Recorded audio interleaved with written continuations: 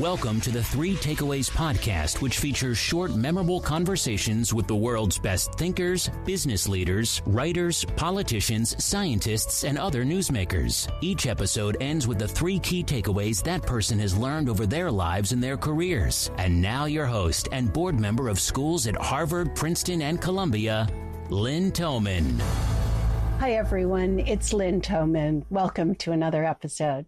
Today, I'm excited to be with Moises Naim.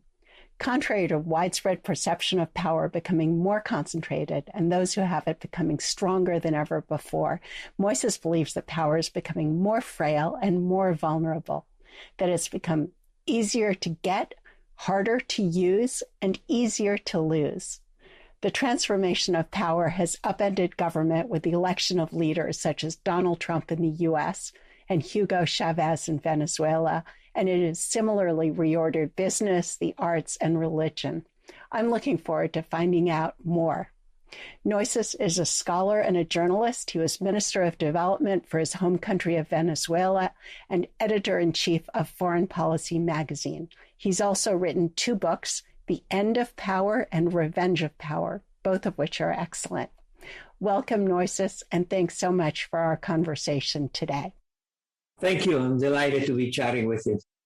And I am delighted to be chatting with you, too. How did you first become interested in power?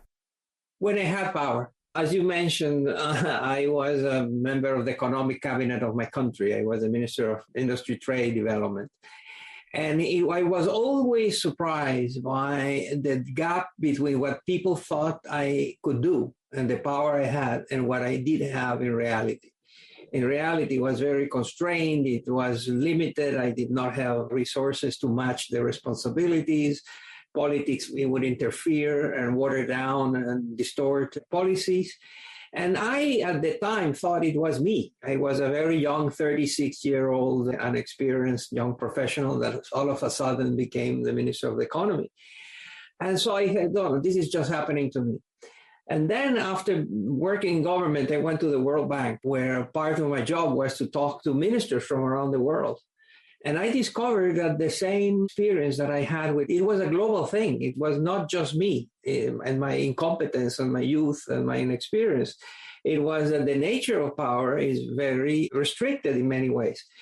I'm not naive. I'm not suggesting that people like Xi Jinping in China or even Vladimir Putin now or the President of the United States or the Pope don't have power.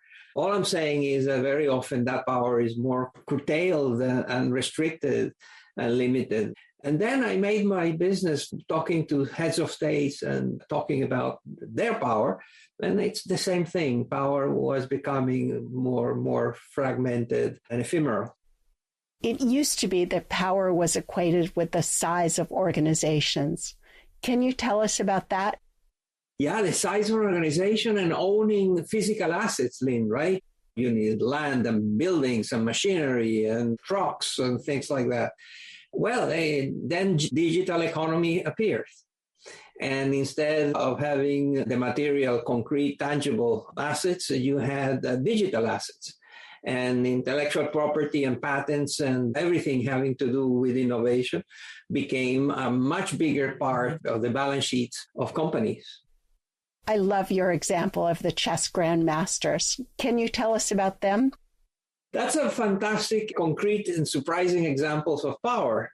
And historically, it was the sport at the highest levels. I'm not talking about amateurs playing chess, but chess at the world class, at grandmaster level, all had a structure. And that structure was dominated by Russia, by Eastern Europe. In recent years, that changed and was appended. And new players from improbable places came. Even women started challenging the grandmasters.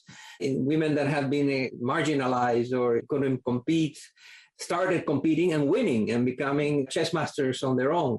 And so I use that metaphor and I trace what happened. Why did that happen? Why did the barriers to entry to becoming a chess grandmaster happen? And it illustrates what happened in a lot of other places in which newcomers that I call micropowers came and challenged established players using a different playbook, approaching strategy with a different perspective, taking into account new realities, and of course, using the new opportunities created by the internet. You've identified many shifts of power that you've seen. Can you tell us about the shift from brawn to brains? Yes, and as I said before, power was associated, for example, with owning large tracts of land. Now you would rather own a microchip that contains a lot of information. And so big and strong and physical was important. Now you want brainy, you want innovation, you want an attitude towards exploring the unknown, running risks that others would not run, being comfortable with the non-tangible reality of these assets. You've also seen a shift in power from north to south. Can you tell us about that? In a variety of ways, you have seen new countries coming on the world stage that are quite amazing. The obvious example is China. In the last decade, China's economy went from $6 trillion to now 14 to 15. So a huge expansion of the Chinese economy. And a lot of that, of course, the source was human capital, workers, but it also had a very strong dimension of technology that was not often created in China, but taken and sometimes stolen from others in the world.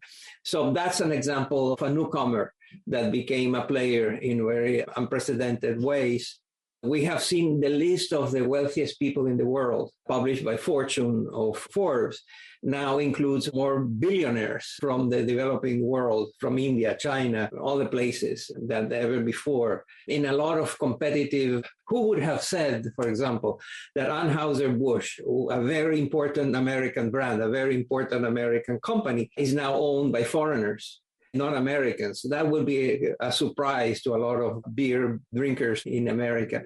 So there is all kinds of indications that the concentration of power that belong to the North and to the world's wealthiest countries is now fragmenting. And that trend of big no longer dominating also applies to the military. I was really surprised. Yeah, and the very sad story of September 11, it cost Al-Qaeda $500,000 to stage September 11. And the consequences of that have been trillions. And we're still suffering the consequences of that.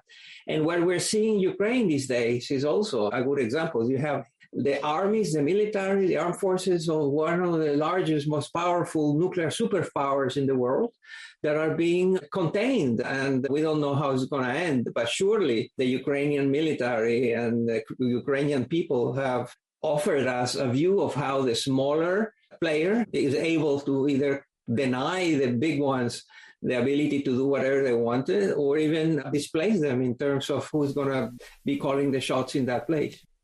You talked about the business world, how the largest companies used to be the ones with the most resources, whether it's manufacturing plants or land, and how that's changed to ones now with the most talent.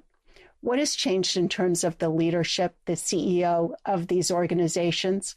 Is there change there too? Yes, perhaps the most relevant, important change for CEOs is that the tenure in office has become shorter and shorter. The occupational hazard of being a CEO and being fired or having to leave the company is very high. Every year, the length of the tenure of CEOs shortens, which is a surprise because at the same time that happens, they're making more money than ever. And CEO compensation is, of course, an important visible issue and part of the debate on inequality. That it's an important debate that is taking place these days. So the first thing is perhaps as a result of my research, you discover that in order to be successful these days, you need to be laser targeted and very almost obsessively concentrated on doing well what you're doing.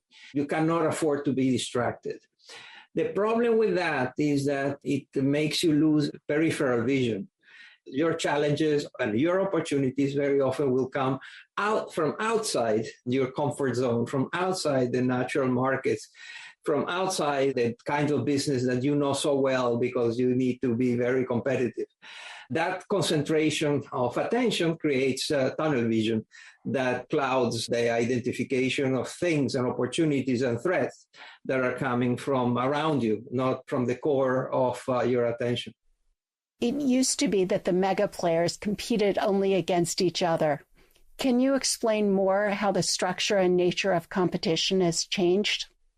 The structure of competition has changed, and the nature of competition has changed. And we have seen how new challengers, newcomers, are able to displace established players. We have seen that in almost every sector of the economy, any business sector in which the word disruption and this innovation and disruptive innovation has become part of the mantra in today's business world. So when you look at finance, the competition for the big banks then is not other big banks, but it's the hedge funds. And in the car industry, the competition for GM and Ford and Toyota is not other big car companies, it's Tesla. So when you say disruptive innovation, you're saying that in every field there are newcomers that can easily acquire power.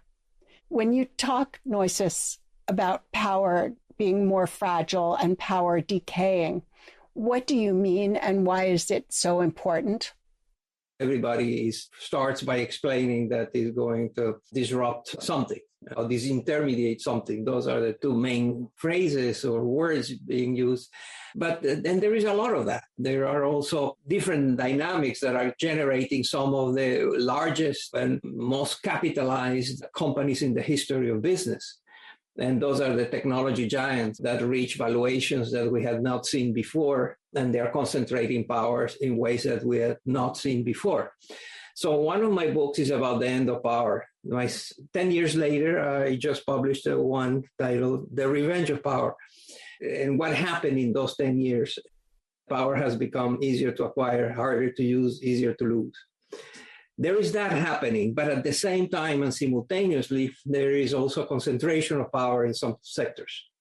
So call it the first is the centrifugal forces that spread power, and the centripetal forces that concentrate power.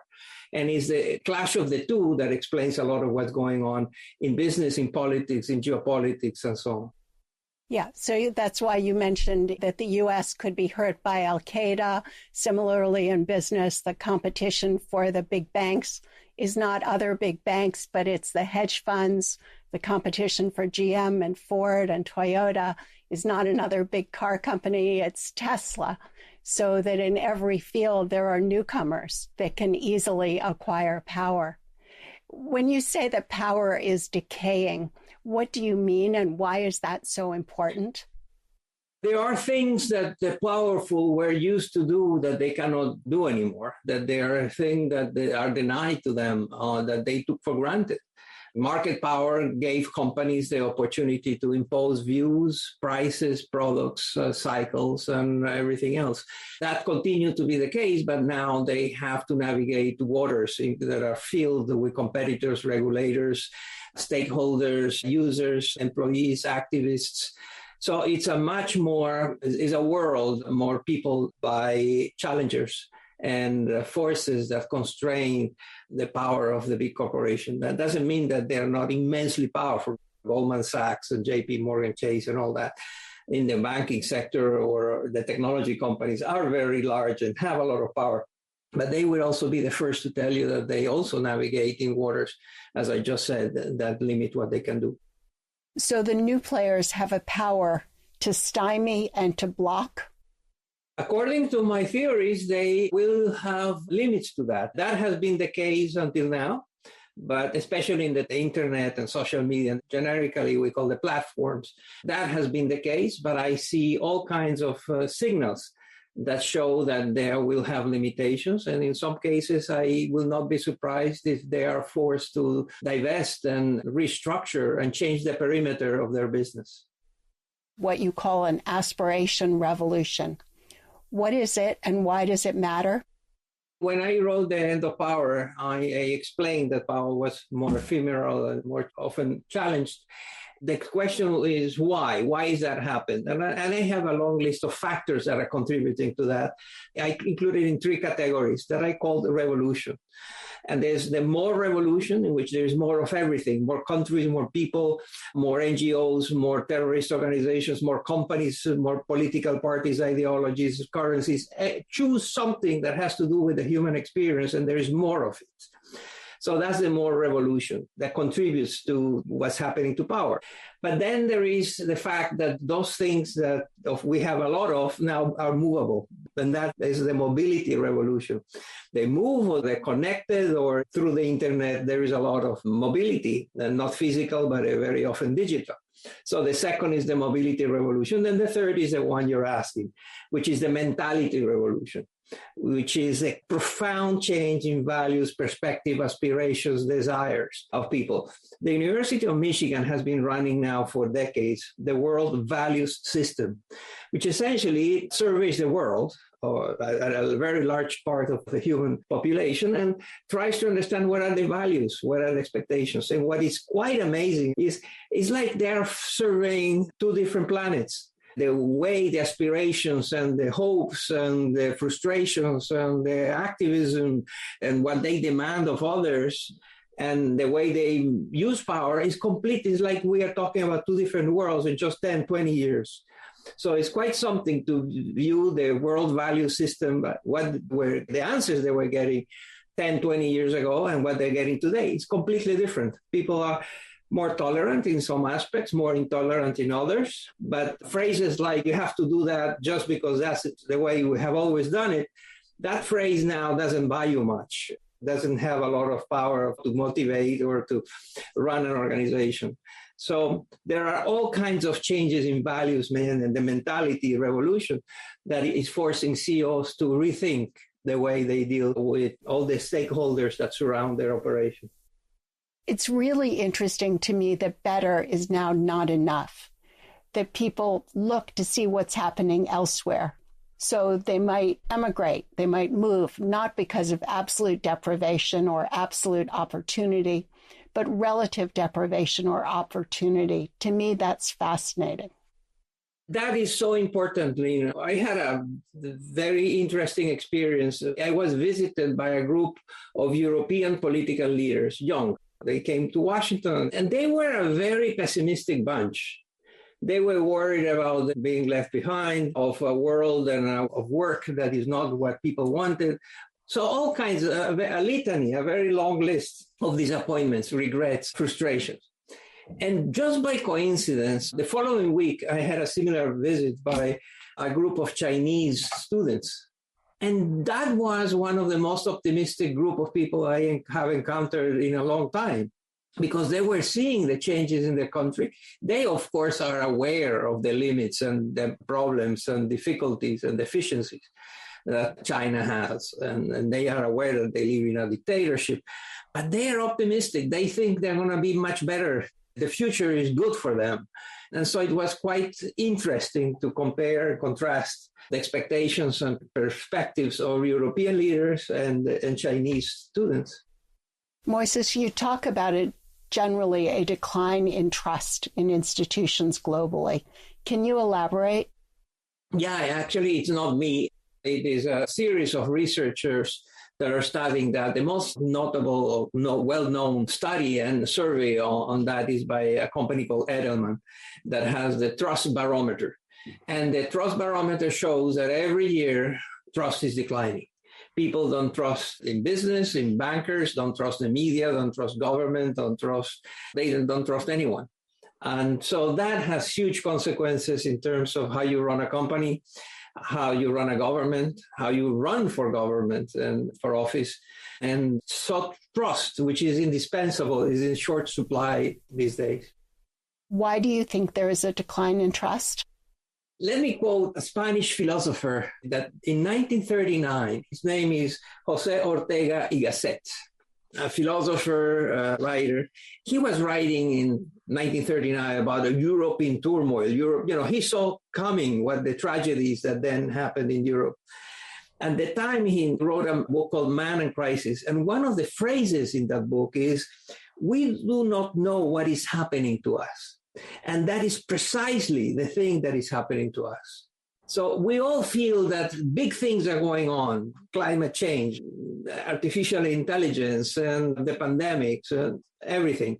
We know big things are happening, and we know that they will affect us and our families, but we don't know how. We don't know where.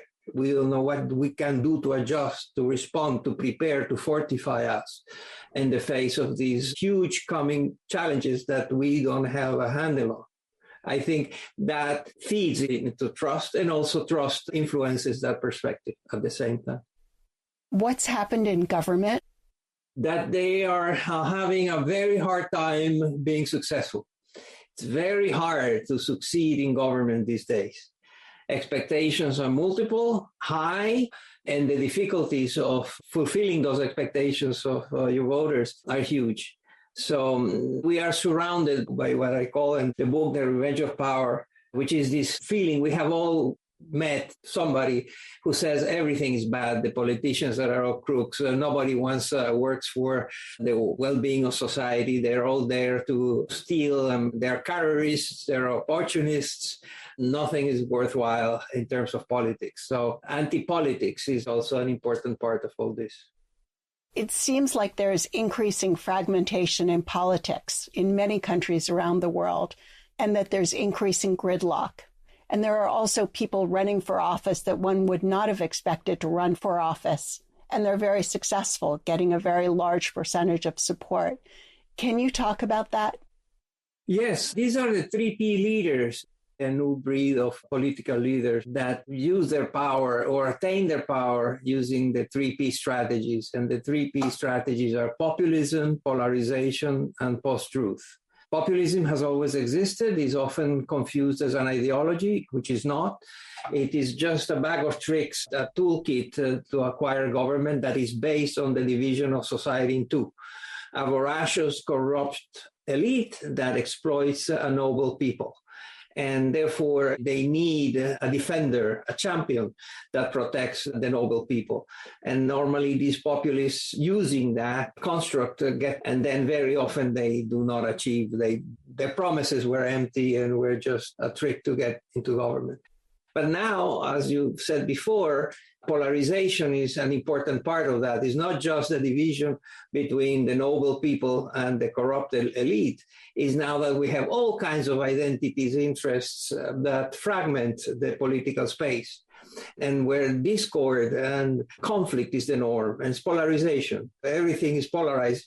Just imagine wearing masks for the pandemics became a political issue.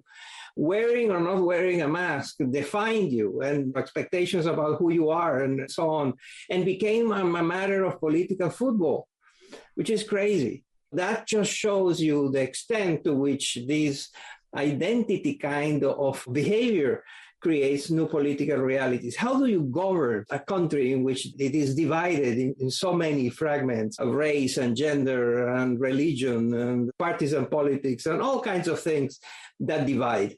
And discord is the norm. And that's polarization.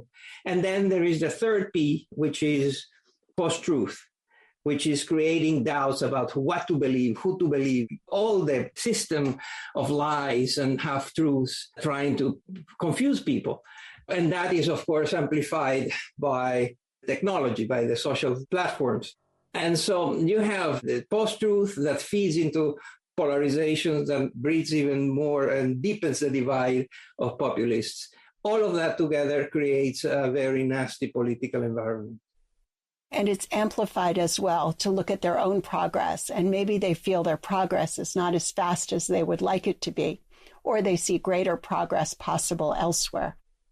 Exactly. And there are millions of people that are living lives that have a trajectory and a sort of circumstances that they did not imagine. They had a different life in mind. And that, of course, is complicated. We are entering in a very difficult period in which you have a lot of frustrated citizens, for good reasons, that don't know what it is to live without democracy, and therefore are very quick in their writing, criticizing, dismissing democracy, and are willing to accept something else, like autocracies. Well, that dissatisfaction is about to boom with the levels of inflation we're going to enter. We are already at inflation levels that we have not seen in decades. We have a whole generation of individuals that have not lived in inflation. Those of us who have know how insidious it is, how damaging it is, how impoverishing and creates also inequality, opens up opportunities for corruption. And so inflation has horrible political consequences. And that environment in which you have a whole generation of people that don't know inflation and will now be living with inflation are ready to ignore democracy or just deride it. So the combination of both is very concerning. You also say that broad swaths of the population have been left politically homeless due to polarization. How do we fix that?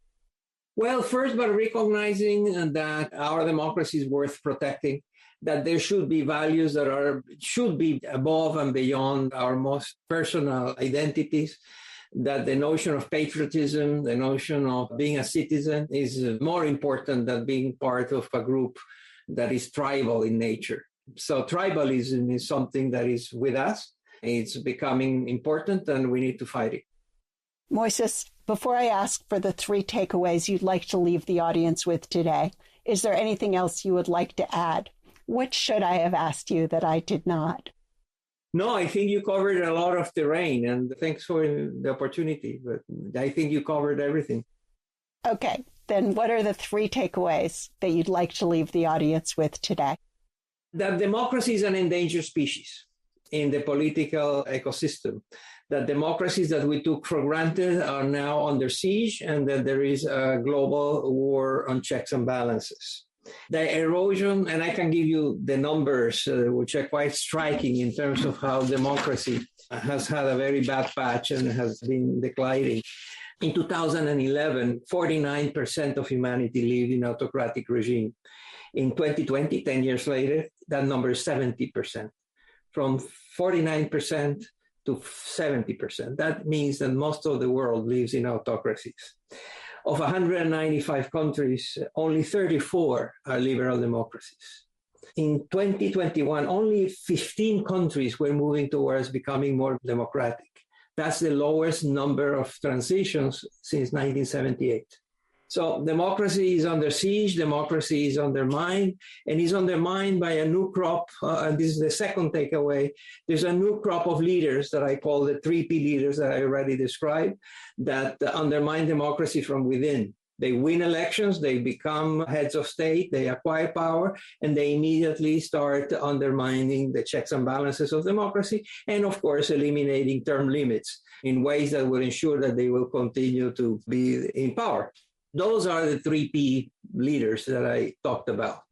The third takeaway is that no problem has ever been solved if it was not first discovered and recognized as such. And I believe that that's the case with democracy today. We are sleepwalking towards autocracy, and the world has not understood the level of risk that we are now facing in terms of losing our democracy. Thank you. This has been great. I really enjoyed both of your books. Thank you very much. If you enjoyed today's episode and would like to receive the show notes or get new fresh weekly episodes, be sure to sign up for our newsletter at 3takeaways.com or follow us on Instagram, Twitter, and Facebook. Note that 3takeaways.com is with the number 3. 3 is not spelled out. See you soon at 3takeaways.com.